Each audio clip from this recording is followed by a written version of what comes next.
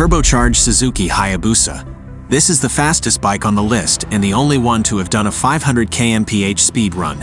It is also the first conventional bike to have done a 500 km/h run, meaning no other conventional bike out there has done a 500 km/h run before this one. Only non-conventional bikes have gone faster than the turbocharged Hayabusa. But then that is a whole different breed and covered in another article on the fastest non-conventional bikes. Now usually, my list has stock bikes, so why does this turbocharged Hayabusa find a mention here? Well, the answer is that in the conventional upright seating mode, it is almost impossible to do 500 km/h. All the non-conventional bikes going faster than this one are usually with the rider in a lying down position and in a streamlined vehicle. They look nothing like stock bikes. To add to that, to do the 500 km/h in just 1.5 miles is unheard of. For reference, the Bugatti Chiron did 0 to 400 km/h to 0 over a course of 3.115 kilometers. The 0 to 400 km/h happened over nearly 2.6 kilometers, but the Hayabusa here did a 0 to 500 km/h in less than 2.415 kilometers. See the point? Let's take a look at the numbers. Number 2. Dodge Tomahawk. The Tomahawk from the Dodge stable is an interesting bike which is on the list and yet never did a speed run. Its enormous engine and power will put a road car to shame. The Tomahawk is a concept, and the buyers, whoever they are, cannot ride it strictly. Dodge can sell the bike only, and they have no permission to sell the transmission for the bike. Now, the obvious question is that if the bike has done no speed run, then how did we determine the speed? Well, it is the 8.3-liter all-conquering SRT-10 Dodge Viper's V10 engine which is plonked into this bike. It is the same engine which makes the Dodge Ram the fastest pickup in the world, capable of doing 154 miles per hour. If the Ram pickup can do 154 miles per hour, then shouldn't a bike which is less than one-third the weight be able to do at least twice the speed? Possible, isn't it? Well, that's my logic of how the speed of 298.14 miles per hour has been arrived at. Chances are that it could go faster, but then we will let this be. Number 3. Kawasaki Ninja H2R. Here comes the bike that made me change my ranking in 2018, the first time since I made the original list. The H2R created a record of reaching 400 km/h in 26 seconds and was handled by none other than the reigning world SSP champion, Sofuoglu. In doing so, it trumps the other production motorcycles out there and invites comparison with the MTT Street Fighter. Sofuoglu had done multiple practice runs to make the 400 km/h run happen. It was carried out at 5 a.m., and the racer was wearing a special suit designed specifically for this run. To avoid tire burst, the run had to happen within 30 seconds, and Sofuoglu did it in 26.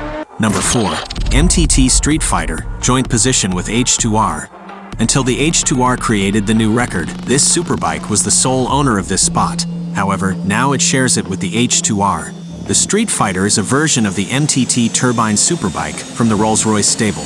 The point to note is that while the H2R could do just one such speed run under a controlled environment, 5 a.m. run, a special suit, etc., to create the record, the MTT can do it as many times as required, partly due to its jet lineage. I mean, look at the horsepower and torque numbers and you will see my point. Number 5. MTT Turbine Superbike. The original version from the Rolls-Royce stable, the MTT Turbine, sports an engine which was earlier powering jets. Number 6. Lightning LS218 Electric. This is the fastest electric bike out there. The name LS218 stands for the top speed of the vehicle, which is 218 miles per hour. If the speed is anything to go by, then it is pretty exciting that we will be having faster electric bikes in the future.